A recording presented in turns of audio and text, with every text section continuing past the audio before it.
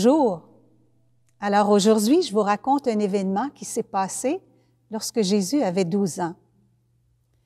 Nous connaissons l'histoire de la naissance de Jésus et des événements qui ont entouré sa naissance. Les anges, les bergers, les mages, la présentation de Jésus au temple. Tout cela, c'est lorsque Jésus était bébé. On parlera de lui ensuite dans la parole de Dieu quand il aura 12 ans. De bébé à 12 ans, que s'est-il passé? Il n'y a rien d'écrit. Mais c'est facile d'imaginer qu'il a vécu dans une famille, comme tous les enfants, avec un père, Joseph, avec Marie, sa mère. Il a appris à parler, à marcher, à manger, à jouer, à rendre des petits services. Il a vu sa mère cuisiner, tisser, coudre. Il a vu son père exploiter son métier de charpentier, puis probablement qu'il l'a aidé en lui apportant un outil ou un morceau de bois. Il est possible aussi qu'à plusieurs reprises, il soit allé puiser de l'eau au puits pour les besoins de la maison. Jésus a appris à lire, à écrire. Il s'est laissé raconter les histoires de la Torah, la Bible ou la parole de Dieu pour nous. Jésus a aussi appris à prier, comme tous les jeunes de son époque, plusieurs fois par jour chez les Juifs. Alors on peut dire que Jésus a grandi comme tous les enfants et qu'il s'est éveillé au monde extérieur. D'abord sa mère, puis son père, les amis, la vie sociale à Nazareth, puis la vie religieuse de son peuple. Arrivé à l'âge de 12 ans, il s'est produit un événement vraiment étonnant, pour ne pas dire dramatique. Chaque année, Marie et Joseph se rendent à Jérusalem pour la fête de la Pâque selon la coutume juive. Quand Jésus eut 12 ans, il les a accompagnés. À l'âge de 12-13 ans, c'est l'âge de la maturité religieuse chez les Juifs. Alors, c'est l'âge où ils sont introduits dans la communauté puis reconnus comme hommes. Ils peuvent alors lire la Torah en public. Et c'est une grande fête à ce moment-là qui s'appelle la Bar Mitzvah. L'événement que je vous partage, c'est après cette fête, après la grande fête de la Pâque, que ça s'est produit. Celle-ci, une fois terminée, tous les pèlerins se remettent en route pour retourner dans leurs villages respectifs, dont certains sont loin de Jérusalem. Alors, ils font du camping, si on peut dire. Ils partent en groupe, en caravane. Des animaux transportent les tentes, la vaisselle de camping et tout le matériel qui est nécessaire pour le long trajet, qui dure parfois 4 jours, 8 jours, 10 jours, dépendamment du village où ils sont situés. L'ambiance est festive, tout le monde est heureux et tout se passe bien jusqu'arrivé au soir, Marie et Joseph constatent que Jésus n'est pas avec eux, qu'il n'est pas avec des amis, ni avec des connaissances. Ils ont beau interroger tout le monde, personne n'a vu Jésus. Où est-il? Que lui est-il arrivé? On ne le sait pas. Marie et Joseph sont très inquiets, sont même affolés puis angoissés quand on dit que le cœur est serré. Marie et Joseph sont bien placés pour comprendre des parents qui cherchent un enfant. Ils ont vécu ce chemin de croix. Alors, ils se retrouvent complètement devant le vide. Jésus n'est plus là, personne ne sait où il est. Qu'est-ce qu'ils font? Ils décident de retourner à Jérusalem. Parfois, il faut faire marche arrière pour mieux se situer, pour mieux se retrouver. Alors, en revenant à Jérusalem, ils reviennent au cœur de l'endroit où s'est déroulée la fête de la Pâque.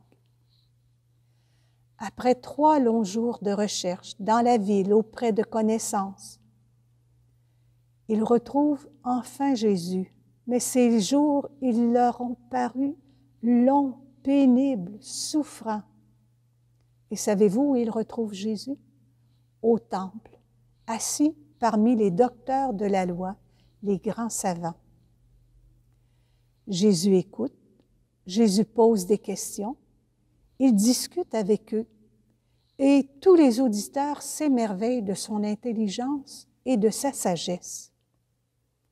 Jésus, c'est le Verbe de Dieu, c'est la parole de Dieu, c'est la sagesse de Dieu. Tantôt, il agit comme un maître, c'est lui qui instruit les savants. Et tantôt, il se comporte comme un disciple, il se laisse instruire. Jésus tente déjà à 12 ans d'aider les gens à mieux comprendre les Écritures, la parole de Dieu. Et si les scribes puis les grands prêtres sont étonnés, surpris, émerveillés de tant de sagesse chez un enfant, ses parents sont bien déroutés, eux. Surtout quand Marie demande à son fils, « Mon enfant, Jésus, pourquoi nous as-tu fait cela? » L'échange qui suit les retrouvailles montre l'incompréhension. Quand Marie dit « Mon enfant, Jésus », Marie traduit les sentiments ou la relation qui existe entre elle et son fils Jésus. Dans « Pourquoi nous as-tu fait cela ?» Marie ne se plaint pas. Marie n'accuse pas Jésus d'avoir mal agi. Elle cherche à comprendre. Et elle ajoute, « Jésus, vois, ton Père et moi, on te cherchait, tout angoissé. » Et Jésus répond, « Pourquoi me cherchiez-vous? Ne saviez-vous pas que je me dois aux choses de mon Père? » Pourtant, la question était tout à fait normale des parents qui cherchent un enfant. Ils cherchent à saisir, à comprendre ce qui s'est passé. Marie et Joseph sont déroutés par la réponse de Jésus. Ils sont, on peut dire, déconcertés, mais ils respectent la parole de Jésus parce qu'ils savent très bien, eux, que Jésus est le Fils de Dieu. Pensez-y, Jésus n'a que 12 ans et déjà il se préoccupe du règne de Dieu. Jésus a compris qu'il a un Père au ciel, puis que les désirs et les appels de ce Père du ciel sont importants. Ça doit passer avant tout, en tout premier lieu. Dieu premier servi. C'est un avant-goût, c'est comme l'avant-première de ce que sera la mission de Jésus quand il commencera sa vie publique à 30 ans. Qu'est-il arrivé ensuite? Après l'avoir retrouvé, Jésus redescend avec ses parents dans son village à Nazareth et il leur est soumis. En descendant à Nazareth, Jésus grandit dans l'ombre, dans l'humilité. Il sera considéré comme le fils du charpentier et non le Fils de Dieu. Et l'évangéliste Luc dira de lui, « Quant à l'enfant, il grandissait et se fortifiait, rempli de grâce, rempli de sagesse, et la faveur de Dieu était sur lui. » Jésus grandissait en sagesse, en taille, comme tous les jeunes de son âge. On remarque une croissance, un progrès dans son développement. La maturité de Jésus se développe au fil des événements et aussi par le biais de la prière et de la méditation qui occupent une partie de son temps plusieurs fois par jour. On peut dire que Jésus aimait son Père du ciel, qu'il aimait Marie, sa mère, et Joseph, de la même façon, avec beaucoup de tendresse, beaucoup de douceur, beaucoup de simplicité. Jésus était un enfant soumis, ce qui veut dire qu'il était obéissant, respectueux, poli, et faisait sûrement la joie de ses parents, même s'il leur a fait vivre un événement très douloureux à l'âge de 12 ans. Cet événement qui a l'apparence d'une fugue était un véritable appel de Dieu son Père, puis une réponse de sa part à cet appel-là de Dieu le Père. C'était déjà une manifestation qu'il est le Fils de Dieu. À partir de ce jour, Marie et Joseph vont se rendre compte de plus en plus que Jésus ne leur appartient pas, que Jésus a vraiment la faveur de son Père du ciel et qu'eux autres doivent s'en détacher. Ce qui veut dire qu'ils doivent laisser Jésus devenir ce à quoi il est vraiment appelé, à sa mission propre.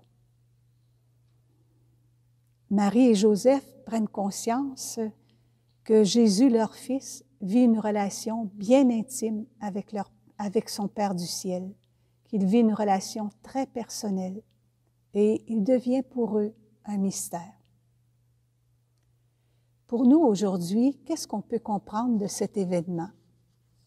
D'abord, on peut se rappeler des qualités de Jésus avant cet événement des 12 ans et après, on dit qu'il était soumis, alors qu'il était obéissant, respectueux, poli, affectueux. Est-ce que toi, tu t'efforces d'obéir à tes parents? Est-ce que tu les respectes, tes parents, quand ils te demandent quelque chose ou si tu chiales, tu bougonnes, tu critiques? Quand Jésus est demeuré au temple, il a semblé désobéir à Marie et à Joseph. Mais ce n'était pas une fugue, ce n'était pas un caprice. Ça a permis aux savants du temple de découvrir la sagesse de Dieu dans un enfant. Une autre chose intéressante, le pourquoi de Marie. As-tu remarqué que Marie, elle n'a pas contesté la réponse de Jésus? Pourquoi nous as-tu fait cela? Elle a médité dans son cœur. Nous, on est portés, nos éternels pourquoi. Pourquoi je suis malade? Pourquoi je ne peux pas aller voir tel ami? Pourquoi je ne peux pas avoir un cellulaire ou bien une bicyclette neuve? Ce n'est pas la bonne question à poser. Il faudrait plutôt se demander, peut-être, comment Jésus, veux-tu que j'accueille la personne ou la situation que je n'ai pas choisie, que je n'aime pas?